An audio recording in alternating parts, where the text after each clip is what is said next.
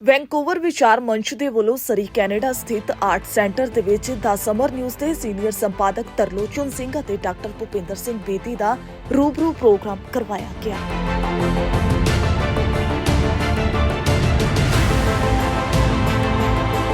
ਜਿਸ ਦੇ ਵਿੱਚ ਪੰਜਾਬੀਆਂ ਦੇ ਵੱਲੋਂ ਵਿਆਪਕ ਪੱਧਰ ਤੇ ਕੀਤੇ ਜਾ ਰਹੇ ਪ੍ਰਵਾਸ ਅਤੇ ਮਾਂ ਬੋਲੀ ਤੇ ਪੰਜਾਬੀ ਸੱਭਿਆਚਾਰ ਦੇ ਭਵਿੱਖ ਦੇ ਬਾਰੇ ਬੜੀ ਗੰਭੀਰ ਚਰਚਾ ਹੋਈ। ਜੇ ਕੈਨੇਡਾ 'ਚ ਪੰਜਾਬੀ ਰੁਜ਼ਗਾਰ ਦੀ ਭਾਸ਼ਾ ਬਣ ਸਕਦੀ ਤੇ ਫਿਰ ਆਪਣੇ ਪੰਜਾਬ 'ਚ ਕਿਉਂ ਨਹੀਂ ਬਣ ਸਕਦੀ?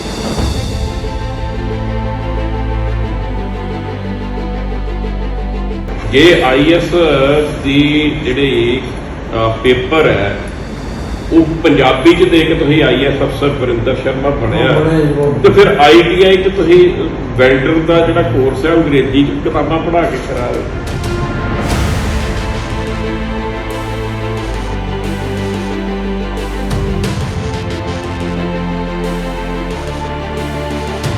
ਕਹੀਏ ਕਿ ਜੇ ਚੰਡੀਗੜ੍ਹ ਪ੍ਰਸ਼ਾਸਨ ਦੀ ਸਰਕਾਰੀ ਭਾਸ਼ਾ ਅੰਗਰੇਜ਼ੀ ਵਿੱਚ ਸਾਡੀਆਂ ਕਿਤਾਬਾਂ ਪੜ੍ਹਨੀਆਂ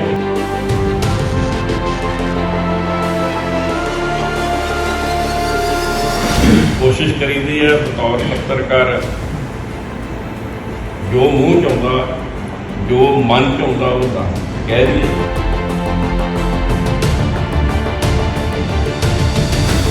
ਇੱਥੇ ਆਪ ਕੰਮ ਕਰਕੇ ਆਪਣਿਆਂ ਦੀ ਇੱਥੇ ਤੱਕ ਹੁਣ ਜਿਹੜਾ ਸਭ ਤੋਂ ਵੱਡਾ ਨੁਕਸਾਨ ਜਿਹੜਾ ਵੀ ਹੁਣ ਉੱਥੋਂ ਦਾ ਸਰਮਾਇਆ ਇੱਥੇ ਆ ਰਿਹਾ। ਸਭ ਤੋਂ ਵੱਡਾ ਸਰਮਾਇਆ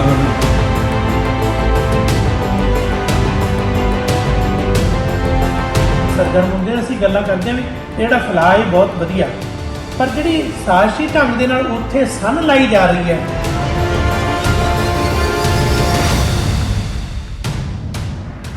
ਸੋ ਇਸ ਮੌਕੇ ਤੇ ਦਾ ਸਮਰ ਨਿਊਜ਼ ਦੇ ਸੀਨੀਅਰ ਸੰਪਾਦਕ ਤਰਲੋਚਨ ਸਿੰਘ ਦੇ ਵੱਲੋਂ ਜਰਨੈਲ ਸਿੰਘ ਚਿੱਤਰਕਾਰ ਦੇ ਨਾਲ ਖਾਸ ਗੱਲਬਾਤ ਕੀਤੀ ਗਈ। ਆਓ ਇੱਕ ਵਾਰ ਉਸ ਤੇ ਨਜ਼ਰ ਮਾਰਦੇ ਹਾਂ। ਚਿੱਤਰਕਾਰ ਜਰਨੈਲ ਸਿੰਘ ਚੰਡੀਗੜ੍ਹ ਤੋਂ ਚੱਲੇ ਕੈਨੇਡਾ ਆਏ ਤੇ ਚਿੱਤਰ ਦੇ ਰਹੇ ਕਈ ਤਰ੍ਹਾਂ ਦੇ ਚਿੱਤਰ ਔਰ ਕੈਨੇਡਾ ਵਿੱਚ ਉਹ ਲੰਬੇ ਸਮੇਂ ਤੋਂ ਇੱਥੇ ਰਹਿ ਰਹੇ ਨੇ ਔਰ ਜਿਵੇਂ ਤੁਸੀਂ ਦੇਖ ਰਹੇ ਜੇ ਬਹੁਤ ਵੱਡਾ ਇੱਥੇ ਇੱਕ ਚਿੱਤਰਸ਼ਾਲਾ ਹੀ ਕਹਿ ਲਈਏ ਬਣਾ ਕੇ ਤੇ ਉਹ ਆਪਣੀ ਕਲਾ ਨੂੰ ਦੁਨੀਆ ਭਰ ਵਿੱਚ ਪ੍ਰਸਾਰ ਰਹੇ ਨੇ। ਉਹ ਕਈ ਵੱਡੇ ਅਵਾਰਡ ਵੀ ਉਹਨਾਂ ਨੂੰ ਕੈਨੇਡਾ 'ਚ ਮਿਲ ਚੁੱਕੇ ਨੇ।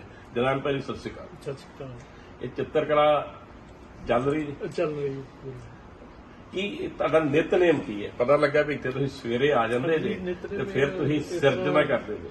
ਬਈ ਸਵੇਰੇ ਮੈਂ 9 ਵਜੇ ਆ ਜਾਂਦਾ ਇੱਥੇ ਸਟੂਡੀਓ 'ਚ ਤੇ ਫਿਰ ਸ਼ਾਮ ਨੂੰ 7-8 ਵਜੇ ਵਾਪਸੀ ਚਲੀ ਜਾਈਦਾ। ਓਕੇ। ਤੇ ਸਾਰੀ ਦਿਹਾੜੀ ਪੇਂਟਿੰਗ ਦਾ ਪੜ੍ਹਨ ਲਿਖਣ ਦਾ ਇਸ ਤਰ੍ਹਾਂ ਸਾਰਾ ਕੰਮ ਕਦੋਂ ਡਾਰੀ ਮਾਰੀ ਸੀ ਕੈਨੇਡਾ? 95 ਚ ਆਇਆ ਸੀ ਪਹਿਲੀ ਵਾਰੀ ਐਜ਼ ਵਿਜ਼ਟਰ ਜੀ। ਤੇ ਫਿਰ 2000 ਦੇ ਵਿੱਚ ਪੱਕੇ ਤੌਰ ਤੇ ਜਾਣ ਦਾ ਦਿਲ ਹੀ ਨਹੀਂ ਕੀਤਾ? ਤੇ ਇੱਥੇ ਵੀ ਉਹੀ ਦੋਸਤ ਮਿੱਤਰ ਉਹਨੇ ਵਧੀਆ ਭਾਈਚਾਰਾ ਆਲਾ ਦੁਆਲਾ ਮਿਲ ਗਏ ਤੇ ਕੰਮ ਵੀ ਉਹੀ ਕਰੀ ਜਾਂਦੇ ਆ। ਕੋਈ ਐਡੀ ਬਹੁਤੀ ਨਹੀਂ ਹੁੰਦੀ ਮਹਿਸੂਸ, ਕਿਉਂਕਿ ਇੱਥੇ ਵੀ ਮੈਂ ਕਹਿੰਦਾ ਵੀ ਜੇ ਹਿੰਦੁਸਤਾਨ ਤੋਂ ਬਾਹਰ ਜੇ ਪੰਜਾਬ ਦੇਖਿਆ ਜਾਵੇ ਤਾਂ ਸਰੀ ਇੱਕ ਵੱਡਾ ਪੰਜਾਬ ਹੈ। ਪਹਿਲਾਂ ਸਾਊਥਾਲ ਹੁੰਦਾ ਸੀਗਾ, ਹੁਣ ਸਰੀ ਆ। ਇਸੇ ਤਰ੍ਹਾਂ ਹੀ ਪੰਜਾਬੀ ਬੰਦਾ ਜਿੱਥੇ ਵੀ ਜਾਂਦਾ ਆਪਦਾ ਪੰਜਾਬ ਸਿਰਜ ਲੈਂਦਾ। ਹੁਣ ਕਈ ਪੰਜਾਬ ਨੇ, ਨਿਊਜ਼ੀਲੈਂਡ ਪੰਜਾਬ ਹੈਗਾ, ਆਸਟ੍ਰੇਲੀਆ ਪੰਜਾਬ ਹੈਗਾ, ਯੂਰਪ 'ਚ ਪੰਜਾਬ ਆ ਤੇ ਕੈਨੇਡਾ ਸਰੀ ਪੰਜਾਬ ਹੈ। ਸਰੀ ਤੇ ਜਮਾਂ ਹੀ ਪੰਜਾਬ ਹੈ। ਹਾਂਜੀ। ਤੇ ਹੁਣ ਤੱਕ ਟੋਟਲ ਕਿੰਨੀਆਂ ਸਰਜਣਾ ਕਰਤੀਆਂ? ਉਹ ਤਾਂ ਮੈਨੂੰ ਵੀ ਨਹੀਂ ਯਾਦ। ਬੇਗਿਣਤ ਨੇ, ਕੋਈ ਗਿਣਤੀ ਨਹੀਂ। ਹਾਂਜੀ। ਕੈਨੇਡਾ 'ਚ ਆ ਕੇ ਜਿਹੜੀਆਂ ਕੋਈ ਵੱਡੀਆਂ ਤੁਸੀਂ ਕੋਈ ਪੇਂਟਿੰਗ ਕੀ ਬਣਾਈਆਂ ਨੇ? ਕੈਨੇਡਾ 'ਚ ਆ ਕੇ ਜਿਹੜੇ ਮੈਂ ਸਮਝਦਾ ਕਿ ਮੇਜਰ ਕੰਮ ਹੋਇਆ, ਇੱਕ ਤਾਂ ਹੋਇਆ ਕਾਮਾਗਾਟਾ ਮਾਰੂ ਬਾਰੇ ਕਾਫੀ ਕੰਮ ਕੀਤਾ ਜੀ। ਕਾਮਾਗਾਟਾ ਮਾਰੂ ਪਾਇਨੀਅਰ ਦੀ ਹਿਸਟਰੀ, ਕਾਮਾਗਾਟਾ ਦਾ ਮਿਊਰਲ ਉਹ ਬਣਾਇਆ ਪਿਕਸ ਦੀ ਬਿਲਡਿੰਗ ਤੇ, ਉਹ ਮੇਜਰ ਲੈਂਡਮਾਰਕ ਹੈ ਸਰੀ ਦਾ ਜੀ। ਤੇ ਫਿਰ ਇੱਥੇ ਜਿਹੜੇ ਕੈਨੇਡੀਅਨ ਗਦਰਾਈਟਸ ਹੋਏ ਨੇ ਜਿਨ੍ਹਾਂ ਨੇ ਇੱਥੋਂ ਜਾ ਕੇ ਹਿੰਦੁਸਤਾਨ ਦੀ ਆਜ਼ਾਦੀ ਵਾਸਤੇ ਕੰਮ ਕੀਤਾ, ਜੇਲਾਂ ਕੱਟੀਆਂ, ਫਾਂਸੀਆਂ ਚੜ੍ਹੀਆਂ, ਉਹਨਾਂ ਨੂੰ ਸਮਰਪਿਤ ਇੱਕ ਚਿੱਤਰਲੜੀ ਬਣਾਈ। ਉਹਦੇ ਤੇ ਕੰਮ ਜਾਰੀ ਆ। ਤੇ ਗੁਰਦੁਆਰਾ ਸਿੰਘ ਸਭਾ ਸਾਹਿਬ 132 ਤੇ 80 ਸਟਰੀਟ ਤੇ ਉੱਥੇ ਇੱਕ ਕੰਧ ਹੀ ਪੂਰੀ ਇਹਨਾਂ ਦੇਸ਼ ਦਾ ਸਮਰਪਿਤ ਕਿਆ ਬਣਾਈ। ਜਿੱਦਾਂ ਭਾਜੀ ਪਿਛਲੇ ਸਮੇਂ ਬਹੁਤ ਵੱਡੀਆਂ ਵੱਡੀਆਂ ਖਬਰਾਂ ਛਪੀਆਂ ਤੇ ਸਾਡੇ ਜਰਨੈਲ ਸਿੰਘ ਚਿੱਤਰਕਾਰ ਉਹਨਾਂ ਨੂੰ ਕੈਨੇਡਾ ਗਵਰਨਮੈਂਟ ਵੱਲੋਂ ਵੱਡੇ ਅਵਾਰਡ ਮਿਲੇ, ਉਹ ਕਿਹਦੀ ਸਿਰਫ ਹਾਂਜੀ ਬਈ ਇਹ ਤਾਂ ਮੈਂ ਧੰਨਵਾਦ ਸਮਝਦਾ ਆਪਣੇ ਵੀ ਲੋਕਾਂ ਵੱਲੋਂ, ਸਮਾਜ ਵੱਲੋਂ, ਸੁਸਾਇਟੀ ਵੱਲੋਂ ਇੰਨਾ ਪਿਆਰ ਸਤਿਕਾਰ ਮਿਲਦਾ ਤੇ ਅਵਾਰਡ ਤਾਂ ਮਤਲਬ ਜਿਹੜਾ ਲੋਕਾਂ ਵੱਲੋਂ ਪ੍ਰਸ਼ੰਸਾ ਉਹੀ ਸਭ ਤੋਂ ਵੱਡਾ ਅਵਾਰਡ ਹੁੰਦਾ। ਤੇ ਪਿਛਲੇ ਸਮੇਂ ਦੇ ਵਿੱਚ ਤਾਂ ਵੈਨਕੂਵਰ ਸਾਹਮਣੇ ਜਿਹੜੇ 100 ਸਾਊਥ ਏਸ਼ੀਅਨ ਆਦਮੀਆਂ ਦੀ ਲਿਸਟ ਬਣਾਈ ਵੀ ਜਿਨ੍ਹਾਂ ਦਾ BC ਦੇ ਵਿੱਚ ਸਿਗਨੀਫੀਕੈਂਟ ਕੰਟਰੀਬਿਊਸ਼ਨ ਆ, ਉਹਦੇ 'ਚ ਉਹਨਾਂ ਨੇ ਮੈਨੂੰ ਸ਼ਾਮਿਲ ਕੀਤਾ ਸੀ। ਓਕੇ। ਔਰ ਉਸ ਤੋਂ ਬਾਅਦ ਫਿਰ ਸਿਟੀ ਆਫ ਸਰੀ ਨੇ 2016 ਦੇ ਵਿੱਚ ਮੈਨੂੰ ਸਿਵਿਕ ਕਰੀਅਰ ਅਵਾਰਡ ਨਾਲ ਸਨਮਾਨਿਤ ਕੀਤਾ। ਓਕੇ। ਉਦੋਂ ਪਹਿਲੀ ਵਾਰੀ 13 ਵਿਅਕਤੀਆਂ ਕਲਾ, ਸਾਹਿਤ, ਸੰਗੀਤ ਵਾਲੇ 13 ਵਿਅਕਤੀ ਚੁਣੇ ਗਏ ਸੀ ਤੇ ਉਹਨਾਂ ਦੇ ਵਿੱਚ ਮੈਂ ਇਕੱਲਾ ਹੀ ਆਪਣਾ ਪੰਜਾਬੀ ਸੀ। ਕਮਾਲ ਹੈ। ਇੱਕ ਜਿਹੜਾ ਆਰਟਿਸਟ ਹੁੰਦਾ ਬੜਾ ਸੂਖਮ ਮਨ ਵਾਲਾ ਹੁੰਦਾ, ਦਿਲ ਵਾਲਾ ਹੁੰਦਾ, ਬਹੁਤ ਕੁਝ ਸੋਚਦਾ। ਜਦੋਂ ਤੁਸੀਂ ਇੱਥੇ ਸਿਰਜਣਾ ਕਰਦੇ ਜੇ ਹਰ ਇੱਕ ਤਰ੍ਹਾਂ ਦਾ, ਤੁਸੀਂ ਮੈਂ ਦੇਖਿਆ ਚੰਡੀਗੜ੍ਹ ਤੋਂ ਜਿਹੜਾ ਤੁਹਾਡਾ ਸਫ਼ਰ ਸੀ ਬਹੁਤ ਨੇੜਿਓਂ ਦੇਖਿਆ, ਬਹੁਤ ਸੂਖਮ ਤੁਸੀਂ ਸਾਰਾ ਕੁਝ ਕਰਦੇ ਰਹੇ। ਜਿਹੜੇ ਪੰਜਾਬੀ ਵਿਦਿਆਰਥੀ ਇੱਥੇ ਆਉਂਦੇ ਨੇ, ਆਪਣੇ ਮਾਂ ਪਿਓ ਨੂੰ ਕਰਲਾਉਂਦਿਆਂ ਛੱਡ ਕੇ ਆਉਂਦੇ ਨੇ, ਬੇਰੁਜ਼ਗਾਰੀ ਤੇ ਹੋਰ ਕਈ ਦੀਆਂ ਮਜਬੂਰੀਆਂ ਕਾਰਨ ਇੱਥੇ ਆਉਂਦੇ ਨੇ, ਉਹਨਾਂ ਬਾਰੇ ਵੀ ਕਦੀ ਸੋਚਿਆ ਕਿ ਕੋਈ ਸੰਕੇਤ ਦਿੱਤਾ ਹੋਵੇ ਆਪਣੀ ਕਲਾ ਨੇ? ਹਾਂਜੀ, ਇਮੀਡੀਏਟ ਤਾਂ ਹਲੇ ਨਹੀਂ, ਪਰ ਉਮੀਦ ਆ ਵੀ ਭਵਿੱਖ 'ਚ ਕੋਈ ਨਾ ਕੋਈ ਇਹਦੇ ਵਿੱਚੋਂ ਨਿਕਲੂਗੀ ਚੀਜ਼, ਕਿਉਂਕਿ ਇੱਥੋਂ ਦੀ ਜਿਹੜਾ ਇੱਥੋਂ ਦਾ ਲੋਕਲ ਜੀਵਨ ਆ ਉਹਦੇ ਬਾਰੇ ਆਪਣੇ ਪੰਜਾਬੀਆਂ ਨਾਲ ਜਿਵੇਂ ਬੇਰੀ ਤੋੜਦੇ ਨੇ, ਹੋਰ ਉਹੋ ਜਿਹੀਆਂ ਪੇਂਟਿੰਗ ਤਾਂ ਮੈਂ ਬਣਾਈਆਂ ਨੇ। ਹਾਂਜੀ, ਤੇ ਉਹਦੇ ਕੋਲ ਵੀ ਕਿਸੇ ਨਾ ਕਿਸੇ ਸ਼ੇਪ 'ਚ ਆ ਜਾਊ ਸਾਹਮਣੇ। ਜਰਨੈਲ ਸਾਹਿਬ ਜੀ, ਮੈਂ ਕੈਨੇਡਾ ਜਦੋਂ ਤੋਂ ਆਇਆ ਕਈ ਚੰਗੀਆਂ ਗੱਲਾਂ, ਕਈ ਮਾੜੀਆਂ ਗੱਲਾਂ ਦੇਖੀਆਂ ਨੇ, ਪਰ ਜਦੋਂ ਮੈਂ ਕਿਸੇ ਹੋਟਲ 'ਚ, ਕਿਸੇ ਰੈਸਟੋਰੈਂਟ 'ਚ ਜਾਂਦਾ ਜਾਂ ਰਾਤ ਨੂੰ ਕਿਤੇ 12 ਵਜੇ ਸੜਕ ਤੋਂ ਜਾਂਦਾ ਤਾਂ ਮੈਂ ਦੇਖਦਾ ਸਾਡੇ ਕੁੜੀਆਂ ਮੁੰਡੇ ਪੰਜਾਬ ਦੇ ਜਿਹੜੇ ਵਿਦਿਆਰਥੀ ਨੇ ਉਹ ਪਿੱਠੂ ਮੋਢੇ ਤੇ ਰੱਖਿਆ ਹੁੰਦਾ ਤੇ ਰਾਤ 12 ਵਜੇ ਪੈਦਲ ਆਪਣੀਆਂ ਬੇਸਮੈਂਟਾਂ ਨੂੰ ਜਾਂਦੇ ਨੇ ਤੇ ਤੜਕੇ ਫਿਰ ਆਪਣੇ ਕੰਮ ਨੂੰ ਜਾਂਦੇ ਨੇ।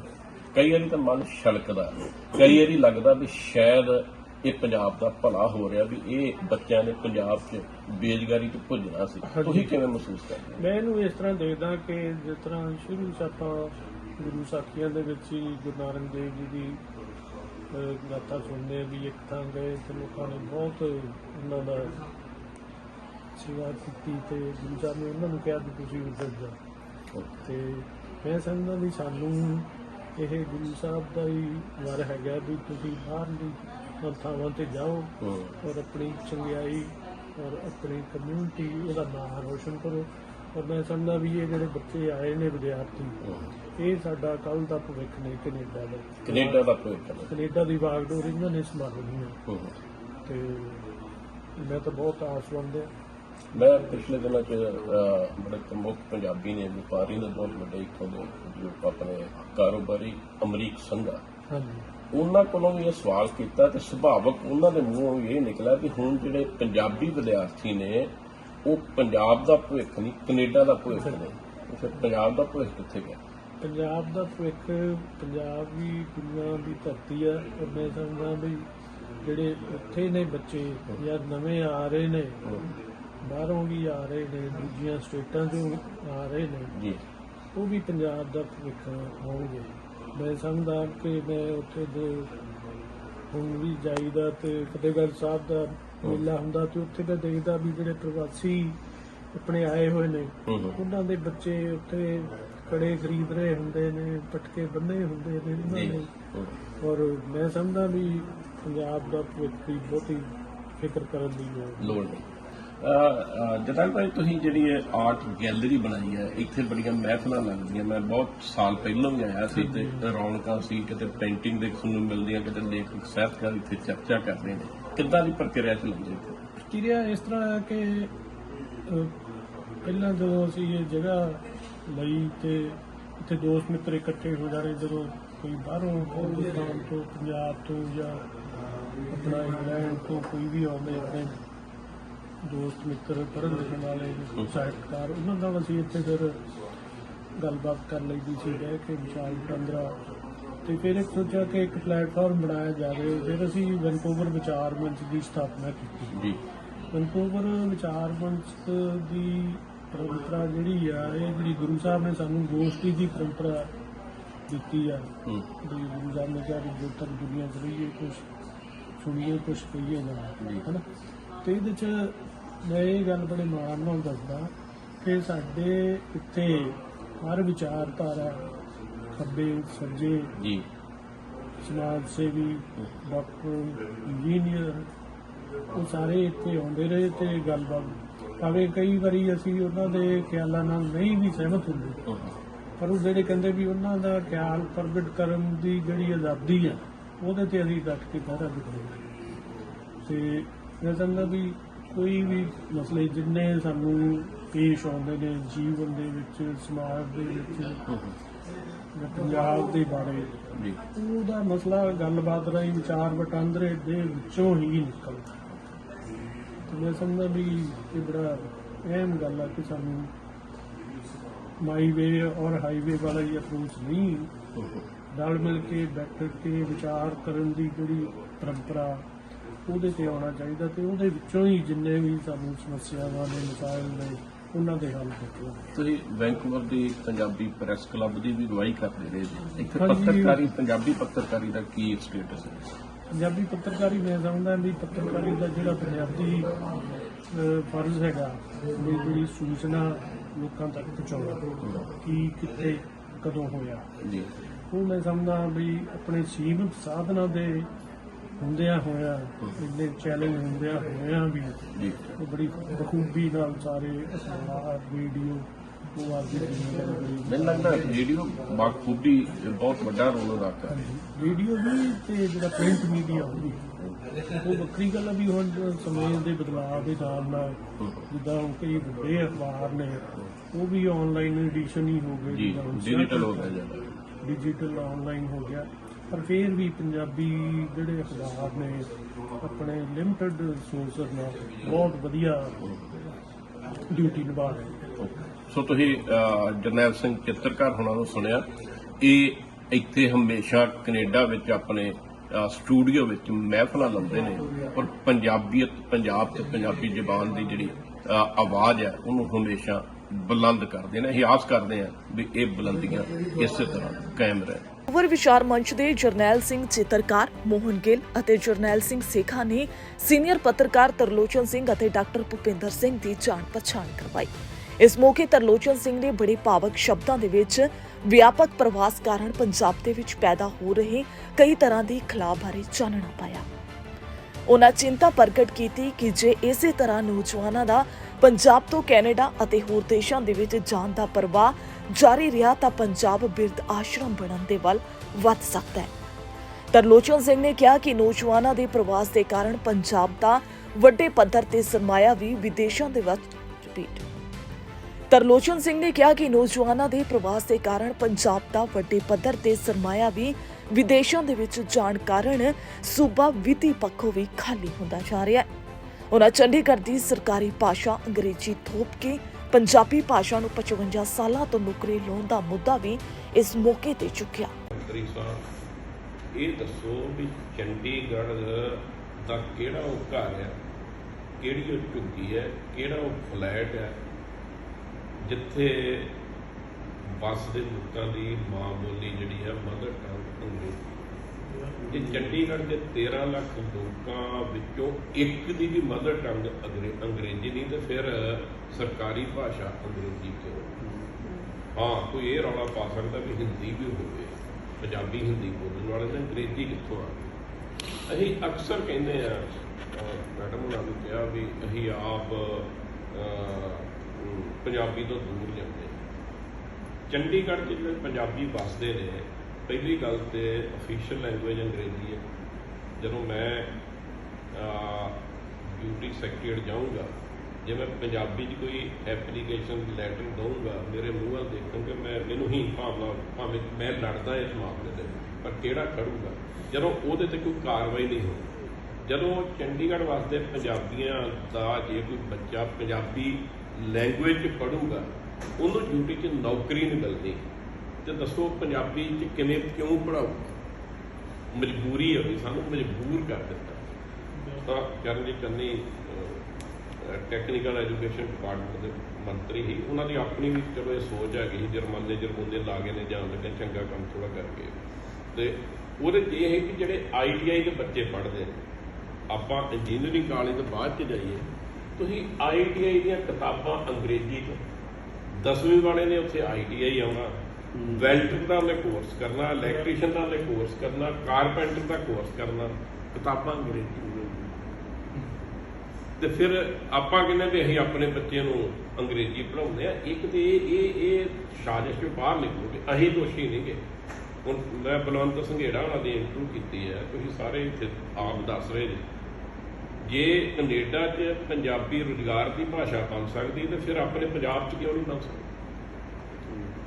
ਜੇ IAS ਦੀ ਜਿਹੜੀ ਪੇਪਰ ਹੈ ਉਹ ਪੰਜਾਬੀ 'ਚ ਦੇ ਕੇ ਤੁਸੀਂ IAS ਅਫਸਰ ਵਰਿੰਦਰ ਸ਼ਰਮਾ ਬਣਿਆ, ਤੇ ਫਿਰ ITI 'ਚ ਤੁਸੀਂ ਵੈਲਡਰ ਦਾ ਜਿਹੜਾ ਕੋਰਸ ਹੈ ਅੰਗਰੇਜ਼ੀ 'ਚ ਕਿਤਾਬਾਂ ਪੜ੍ਹਾ ਕੇ ਕਰਾ ਰਹੇ। ਇੱਕ ਤੇ ਇਹ ਦਿਲਨ 'ਚ ਨਿਕਲ ਜਾ ਕਰੋ। ਇੱਕ ਮੈਂ ਰੰਧਾਵਾ ਸਾਹਿਬ ਦੀ ਗੱਲ ਜਾਣਦਾ, ਮੈਂ ਆਪਣੀ ਕਿਤਾਬ 'ਚ ਲਿਖਿਆ, ਡਾਕਟਰ ਰੰਧਾਵਾ ਨੂੰ ਪੰਜਾਬੀ ਪ੍ਰਮੋਟ ਕਰਨ ਦੀ ਸਜ਼ਾ ਮਿਲੀ ਸੀ 1966-67 ਦਿੱਲੀ ਸਰਕਾਰ ਨੇ ਨੋਟਿਸ ਦਿੱਤਾ ਹੈ। ਦਰਅਸਲ ਜਿਹੜਾ ਰੋਜ਼ ਗਾਰਡਨ ਹੈ ਜੀ, ਉਹਦੇ ਬਾਹਰ ਵੀਰ ਸਿੰਘ ਦੀ ਇੱਕ ਭਾਈ ਉਹਨਾਂ ਦੀ ਇੱਕ ਪੋਇਮ ਲਿਖੀ ਹੈ, ਉਹ ਪਲੇਟ ਲੱਗੀ ਹੈ, ਤੇ ਕੇਂਦਰੀ ਗ੍ਰਹਿ ਵਿਭਾਗ ਨੇ 66 ਜਾਂ 67 'ਚ ਡਾਕਟਰ MS ਰੰਧਾਵਾ ਨੂੰ ਜਵਾਬ ਤਲਬੀ ਕੀਤੀ, ਨੋਟਿਸ ਜਾਰੀ ਕੀਤਾ ਵੀ ਸਾਨੂੰ ਪਤਾ ਲੱਗਾ ਵੀ ਤੁਸੀਂ ਚੰਡੀਗੜ੍ਹ 'ਚ ਪੰਜਾਬੀ ਨੂੰ ਪ੍ਰਮੋਟ ਕਰ ਰਹੇ ਜੇ, ਹੋਰ ਭਾਸ਼ਾਵਾਂ ਜਿਹੜੀਆਂ ਉਹਨਾਂ ਨੂੰ ਪਿੱਛੇ ਰੱਖ ਰਹੇ ਜੇ। ਐਗਜ਼ੈਂਪਲ ਇਹ ਹੈ ਵੀ ਰੋਜ਼ ਗਾਰਡਨ ਦੇ ਬੋਰਡ 'ਤੇ ਜਿਹੜੀ ਪੰਜਾਬੀ ਦੀ ਕਵਿਤਾ ਲਿਖੀ, ਫਿਰ ਡਾਕਟਰ ਰੰਧਾਵਾ ਉਹਨਾਂ ਨੇ ਆਪਣੀ ਜਾਨ ਬਚਾਉਣ ਲਈ ਉਹਦਾ ਜਵਾਬ ਦਿੱਤਾ ਵੀ ਮੈਂ ਪੰਜਾਬੀ ਇਕੱਲੀ ਪ੍ਰਮੋਟ ਨਹੀਂ ਕਰ ਰਿਹਾ, ਮੈਂ ਪੰਜਾਬੀ, ਹਿੰਦੀ ਤੇ ਉਰਦੂ ਦੇ ਰਾਈਟਰਾਂ ਨੂੰ, ਕਵੀਆਂ ਨੂੰ, ਜਿਹੜੀਆਂ ਉਹਨਾਂ ਦੀਆਂ ਅਕੈਡਮੀ ਵਗੈਰਾ ਸੀ, ਉਹਨਾਂ ਨੂੰ ਲੈਟਰ ਲਿਖੀ ਸੀ ਵੀ ਮੈਂ ਤਿੰਨਾਂ ਕਵਿਤਾਵਾਂ ਲਿਖਣਾ ਚਾਹੁੰਦਾ, ਪਰ ਮੈਨੂੰ ਮਿਲੀ ਪੰਜਾਬੀ ਦੀ ਹੈ, ਇਸ ਲਈ ਮੈਂ ਲਿਖੀ ਹੈ। ਸੋ ਇਹ ਸ਼ੁਰੂ ਤੋਂ ਚੱਲਦਾ ਆ ਰਿਹਾ। ਸੋ ਪਹਿਲੀ ਗੱਲ ਤੇ ਵੀ ਅਸੀਂ ਕਸੂਰਵਾਰ ਹੋ ਸਕਦੇ, ਸਾਡੇ ਵਿੱਚੋਂ 2, 4, 5 ਮੰਦਬੁੱਧੀ ਬੰਦੇ ਜਿਹੜੇ ਕਹਿੰਦੇ ਵੀ ਅੰਗਰੇਜ਼ੀ ਬੋਲ ਕੇ ਮੇਰਾ ਟੌਰ ਬਣੂਗਾ ਜਾਂ ਸਟੇਟਸ ਬਣੂਗਾ। ਵੱਡੀ ਪ੍ਰੋਬਲਮ ਇਹ ਆ ਵੀ ਇਹ ਕਈ ਸਾਲ ਪਹਿਲਾਂ ਦੀ ਗੱਲ ਹੈ, ਪੰਜਾਬ ਹਰਿਆਣਾ ਹਾਈ ਕੋਰਟ ਨੇ ਕਿਹਾ ਵੀ 2000 ਕਲਰਕ ਪੰਜਾਬੀ 'ਚ ਟਾਈਪ ਕਰਨ ਵਾਲੇ, ਟਾਈਪ ਰਾਈਟਰ, ਰੀਡਰ ਵਗੈਰਾ ਸਾਨੂੰ ਦੇ ਦਿਓ, ਤੇ ਅਸੀਂ ਹੇਠਲੀਆਂ ਅਦਾਲਤਾਂ 'ਚ ਪੰਜਾਬੀ 'ਚ ਸੁਣਵਾਈ ਵੀ, ਜੱਜ ਵੀ ਪੰਜਾਬੀ 'ਚ ਬੋਲਿਆ ਕਰੂਗਾ ਤੇ ਵਕੀਲ ਵੀ ਪੰਜਾਬੀ ਬੋਲੂ, ਪ੍ਰੋਸੀਡਿੰਗ ਵੀ ਪੰਜਾਬੀ 'ਚ ਆਊਗੀ। ਸੋ ਅਸੀਂ ਕਸੂਰਵਾਰ ਨਹੀਂ ਗੇ, ਇਹ ਪੰਜਾਬ ਸਰਕਾਰ ਦਾ ਬਹੁਤ ਵੱਡਾ ਕਸੂਰ ਹੈ, ਉਹ ਜ਼ਿੰਮੇਵਾਰ ਹੈ। ਇਸ ਕਰਕੇ ਇਹ ਵਹਿਮ ਕੱਢ ਦਿਆ ਕਰੋ ਵੀ ਜਿਵੇਂ ਅਸੀਂ ਆਪਣੀ ਪੰਜਾਬੀ ਨੂੰ ਮਾਰੇ, ਬਿਲਕੁਲ ਨਹੀਂ ਮਾਰੇ। ਇੰਨੀਆਂ ਬੇਨਤੀ ਇੱਥੋਂ ਮੁੜੀ ਦਾ, ਤੁਸੀਂ ਤਾਂ ਬੜੇ ਬੁੱਧੀਜੀਵੀ ਜੇ, ਰੋਜ਼ ਬੈਠਕਾਂ ਮੀਟਿੰਗਾਂ ਕਰਦੇ ਜੇ। ਹੋਰ ਗੱਲ ਆਈ ਸੀ, ਉਹ ਗੈਰ ਰਸਮੀ ਗੱਲ ਸੀ, ਗੰਭੀਰ ਚਰਚਾ ਨਹੀਂ ਹੁੰਦੀ। ਸਾਡੇ ਤੇ 90% ਲੇਖਕ ਤੇ ਸਾਹਿਤਕ ਸੁਭਾਵਾਂ ਅਜਿਹੀਆਂ ਨੇ ਜੀ, ਉਹ ਅਦਲਾ ਬਦਲੀ ਕਰਦੇ ਨੇ। ਵੀ ਅੱਜ ਤਰਲੋਚਨ ਸਿੰਘ ਨੇ ਜਰਨੈਲ ਸਿੰਘ ਨੂੰ ਸਨਮਾਨਿਤ ਕਰਤਾ, ਤੇ ਕੱਲ੍ਹ ਨੂੰ ਜਰਨੈਲ ਸਿੰਘ ਉਹਨਾਂ ਨੇ ਤਰਲੋਚਨ ਸਿੰਘ ਨੂੰ ਸਨਮਾਨਿਤ ਕਰਨਾ। ਪੁਸਤਕ ਦੀ ਗੋਸ਼ਟੀ ਹੁੰਦੀ ਹੈ, 50 ਬੰਦੇ ਬੈਠ ਕੇ ਕਰਦੇ ਨੇ, ਤੇ ਅਸੀਂ ਬਹੁਤ ਵਾਰੀ ਕਿਹਾ ਵੀ ਗੋਸ਼ਟੀ ਕਰਨ ਦੀ ਲੋੜ ਹੀ ਨਹੀਂ, ਪੰਜਾਬ ਰਾਜ ਭਵਨ ਦੇ ਬਾਹਰ ਆ ਕੇ ਗੋਸ਼ਟੀ ਕਹੀਏ। ਤੇ ਜੇ ਚੰਡੀਗੜ੍ਹ ਪ੍ਰਸ਼ਾਸਨ ਦੀ ਸਰਕਾਰੀ ਭਾਸ਼ਾ ਅੰਗਰੇਜ਼ੀ, ਸਾਡੀਆਂ ਕਿਤਾਬਾਂ ਪੜ੍ਹਨੀਆਂ ਕਿੰਨੇ ਨੇ, ਉੱਧਰ ਨਹੀਂ ਆਪਾਂ ਤੁਰਦੇ। ਸੋ ਮੇਰੇ ਕੋਲ ਤੇ ਇੰਨੇ ਸ਼ਬਦ ਨੇ ਜੀ। ਕੋਸ਼ਿਸ਼ ਕਰੀਦੀ ਹੈ ਬਤੌਰ ਪੱਤਰਕਾਰ, ਜੋ ਮੂੰਹ 'ਚ ਆਉਂਦਾ, ਜੋ ਮਨ 'ਚ ਆਉਂਦਾ ਉਹ ਕਹਿ ਦਈਏ। ਪਰ ਪੰਜਾਬ ਦਾ ਨਵੀਂ ਸਰਕਾਰ ਆਈ ਹੈ, ਆਸਾਂ ਬਹੁਤ ਨੇ, ਉਹਦੇ ਬਾਰੇ ਵੀ ਤੁਸੀਂ ਸੋਚਦੇ ਹੋਵੋਗੇ ਵੀ ਕੀ ਬਣੂਗਾ। ਪਰ ਫਿਲਹਾਲ ਤਾਂ ਇੱਦਾਂ ਹੀ ਲੱਗਦਾ ਜਿਵੇਂ ਪਿਛਲੀਆਂ ਸਰਕਾਰਾਂ 'ਚ ਬੇਲਗੜ੍ਹ, ਟੈਂਕੀਆਂ, ਟਾਵਰਾਂ, ਸੜਕਾਂ, ਚੌਂਕਾਂ 'ਤੇ ਬਹਿੰਦੇ ਸੀ, ਹੁਣ ਫਿਰ ਬਹਿਣ ਲੱਗ ਪਏ ਆ। ਪਿਛਲੇ ਦਿਨੀ ਤਾਂ 3 ਨੇ ਸੁਸਾਈਡ ਦੀ ਅਟੈਂਪਟ ਵੀ ਕੀਤੀ ਹੈ। ਭਗਵੰਤ ਮਾਨ ਬਹੁਤ ਮਿੱਤਰ ਨੇ ਮੇਰੇ, ਦੋ ਤਿੰਨ ਉਹਨਾਂ ਦੇ ਇੱਥੇ ਵੀ ਮੈਨੂੰ ਫੋਨ ਆਏ ਨੇ, ਉਹ ਕਹਿੰਦੇ ਖਾਮੀਆਂ ਦੱਸੋ, ਯਤਨ ਕਰ ਰਹੇ ਨੇ। ਸੋ ਆਸ ਰੱਖੋ ਸ਼ਾਇਦ ਇਹ ਸਰਕਾਰ ਪੰਜਾਬ ਦਾ ਕੁਝ ਭਲਾ ਕਰ ਦੇ, ਪਰ ਫਿਲਹਾਲ ਤੇ ਲੱਗਦਾ ਵੀ ਪੰਜਾਬ ਕਿਤੇ ਬਿਰਧ ਆਸ਼ਰਮ ਨਾ ਬਣੇ। ਮਿਹਰਬਾਨੀ।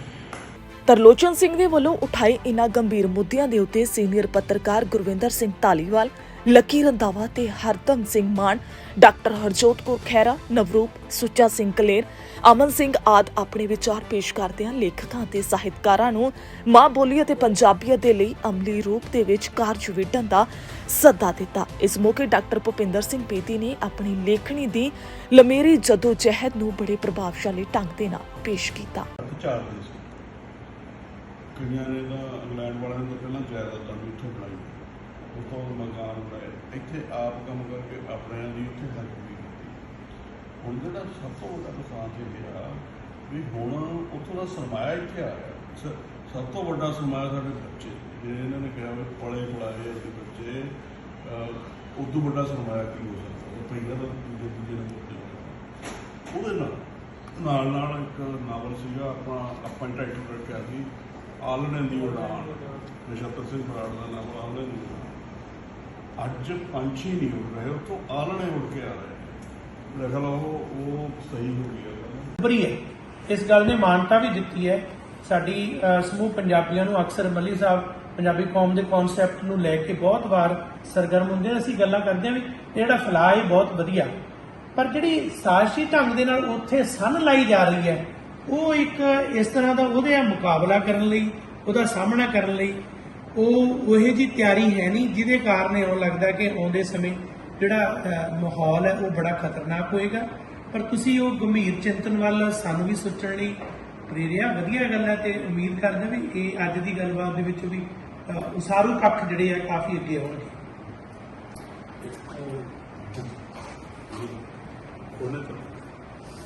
ਦੋ ਗੱਲਾਂ ਨੇ।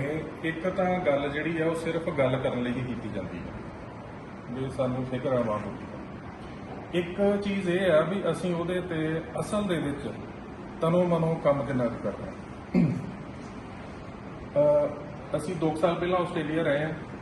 ਸਰਕਾਰ ਸਹੂਲਤ ਦਿੰਦੀ ਹੈ ਵੀ ਤੁਹਾਡਾ ਬੱਚਾ, ਸਾਨੂੰ 15 ਸਟੂਡੈਂਟ ਚਾਹੀਦੇ ਆ ਤੇ ਅਸੀਂ ਤੁਹਾਨੂੰ ਟੀਚਰ ਇੱਥੇ ਹੋਇਆ ਤਾਂ ਨਹੀਂ ਤੇ ਜਿੱਥੋਂ ਮਰਜ਼ੀ ਮੰਗਵਾਉਣਾ ਪਵੇ ਅਸੀਂ ਦੇਵਾਂਗੇ। ਯੂਨੈਸਕੋ ਦੀ ਰਿਪੋਰਟ ਆ ਕਿ ਬੱਚੇ ਨੂੰ ਉਹਦੀ ਪ੍ਰਾਇਮਰੀ ਐਜੂਕੇਸ਼ਨ ਉਹਦੀ ਮਾਤ ਭਾਸ਼ਾ ਵਿੱਚ ਮਿਲੇ, ਇਹ ਉਹਦਾ ਮੌਲਿਕ ਅਧਿਕਾਰ ਹੈ। ਹੁਣ ਸਾਡੇ ਸਾਹਿਤ ਸਭਾ ਦੀ ਮੀਟਿੰਗ ਹੋ ਰਹੀ ਹੈ ਸੁਲਤਾਨਪੁਰ ਲੋਧੀ ਤੇ ਮਾਂ ਬੋਲੀ ਦਿਵਸ ਹੈ। ਉਹ ਸਾਰਿਆਂ ਨੇ ਗੱਲ ਕੀਤੀ, ਮੈਨੂੰ ਕਹਿੰਦੇ ਤੂੰ ਵੀ ਆਪਣੀ ਗੱਲ ਦੱਸ। ਮੈਂ ਆਸਟ੍ਰੇਲੀਆ ਤੋਂ ਵਾਪਸ ਆਇਆ ਸੀ, ਮੇਰੀ ਵੱਡੀ ਬੇਟੀ ਦਾ ਜਨਮ ਉੱਥੇ ਦਾ ਹੈ। ਸੋ ਵੈਂਕੂਵਰ ਵਿਚਾਰ ਮੰਚ ਦੇ ਵੱਲੋਂ ਸਰੀ ਕੈਨੇਡਾ ਸਥਿਤ ਆਰਟ ਸੈਂਟਰ ਦੇ ਵਿੱਚ ਇਹ ਰੂਬਰੂ ਪ੍ਰੋਗਰਾਮ ਕਰਵਾਇਆ ਗਿਆ, ਜਿਸ ਦੇ ਵਿੱਚ ਪੰਜਾਬੀ ਨੌਜਵਾਨਾਂ ਦਾ ਵਿਦੇਸ਼ਾਂ ਦੇ ਵੱਲ ਵੱਧ ਰਿਹਾ ਪ੍ਰਵਾਸ ਅਤੇ ਮਾਂ ਬੋਲੀ ਤੇ ਸੱਭਿਆਚਾਰ ਦੇ ਭਵਿੱਖ ਦੇ ਬਾਰੇ ਬੜੀ ਗੰਭੀਰ ਚਰਚਾ ਹੋਈ। ਜ਼ਿਕਰ ਕੀਤਾ ਗਿਆ ਕਿ ਜੇਕਰ ਇਸੇ ਤਰ੍ਹਾਂ ਪੰਜਾਬ ਦੀ ਨੌਜਵਾਨੀ ਕੈਨੇਡਾ ਜਾਂ ਫਿਰ ਹੋਰ ਦੇਸ਼ਾਂ ਦੇ ਵਿੱਚ ਜਾਂਦੀ ਰਹੀ ਤਾਂ ਪੰਜਾਬ ਬਿਰਧ ਆਸ਼ਰਮ ਬਣਨ ਦੇ ਵੱਲ ਵੱਧ ਸਕਦਾ ਹੈ। ਬਿਊਰੋ ਰਿਪੋਰਟ, ਦਾ ਸਮਰ ਨਿਊਜ਼।